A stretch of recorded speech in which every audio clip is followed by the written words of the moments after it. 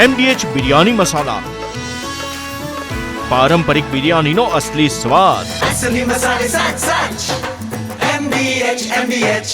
તો આજથી અમદાવાદના વિદ્યાર્થીઓની પ્રી બોર્ડ પરીક્ષાની શરૂઆત થઈ છે. વિદ્યાર્થીઓમાં બોર્ડની પરીક્ષા પૂર્વે ડર દૂર કરવા માટે પ્રી બોર્ડ પરીક્ષા યોજાઈ છે. અમદાવાદમાં ધોરણ 10ના 47,000 વિદ્યાર્થીઓ પરીક્ષા આપશે. શહેરની 551 શાળાઓમાં યોજાશે પ્રી બોર્ડ પરીક્ષા.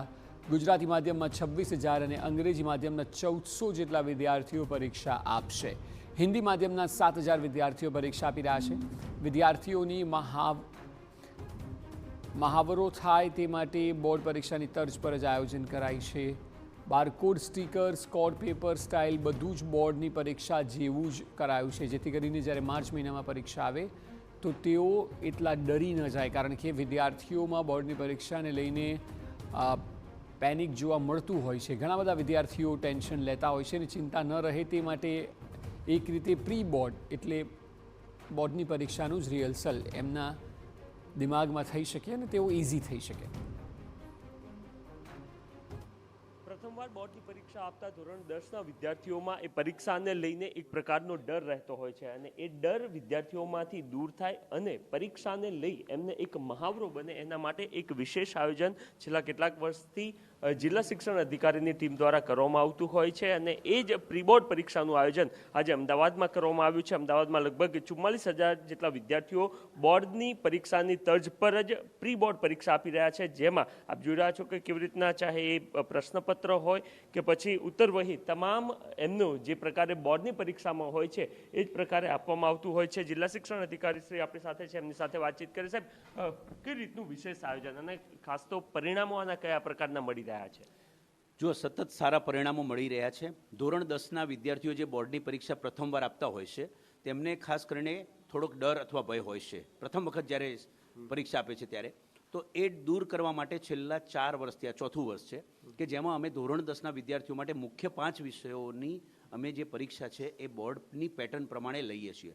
એમાં અમે બારકોડ સ્ટીકર, ખાકી સ્ટીકર, હોલ ટિકિટ, ઉત્તરવહી સહિત સેન્ટ્રલાઇઝ પદ્ધતિથી અમે પ્રશ્નપત્રો પણ પહોંચાડીએ છીએ. એટલે વિદ્યાર્થીઓને ખાસ કરીને બોર્ડની પરીક્ષા પ્રમાણેનો જ એમને અનુભવ થાય તે પ્રકારનું આખું એક આયોજન હોય છે. અમદાવાદ શહેરમાં 551 જેટલી શાળાઓમાં 47,815 જેટલા વિદ્યાર્થીઓ આજે પરીક્ષા આપવાના છે. અહીંયા વિદ્યાનગર સ્કૂલ જે છે ઉસ્માનપુરા, ત્યાં આગળ ઉપસ્થિત રહી વિદ્યાર્થીઓને મળવાનો પ્રયત્ન કર્યો. એમને આવકારવાની સાથે સાથે એમને આ પ્રકારની પરીક્ષાથી તેમને આત્મવિશ્વાસ તેમનો વધશે તે પ્રકારનો પ્રત્યક્ષ ઉપસ્થિત રહી અનુભવ પ્રાપ્ત કર્યો અને ઘણા બધા વિદ્યાર્થીઓએ જે ઉત્તરવહી જે છે એ પહેલી વાર જોઈ, હોલ ટિકિટ જોઈ, એનો આનંદ અનુભવ્યો. પરીક્ષા જે મુખ્ય બોર્ડની પરીક્ષા આવતી હોય છે એમાં ત્યારબાદ આ જે મહાવરો થઈ ગયો એનો લાભ કેટલો થતો હોય છે? જો આમાં મોટો લાભ તો છે એક આખી બોર્ડની પેટર્ન જે છે એનો એક અનુભવ થાય, એનાથી આત્મવિશ્વાસ વધે. બીજું સેન્ટ્રલાઇઝ પદ્ધતિથી ક્વેશ્ચન પેપર આવે એટલે એમને પોતે ક્યાં છે એની ખબર પડે.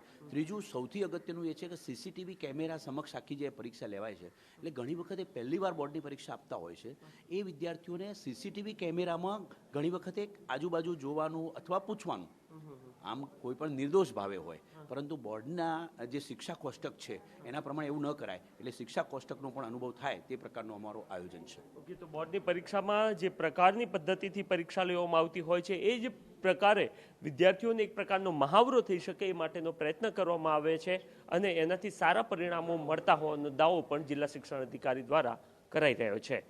કેમેરામેન દીપક સેન સાથે Narendra Rathod, TV9 Ahmedabad. MDH kitchen king masala રસોડામાં હોય તો આપણે કંઈ પણ બનાવી શકીએ છીએ. રીંગણાનો ઓળો, બટેટા ફુલાવર, ભીંડી મસાલા અને બીજું ઘણું બધું. MDH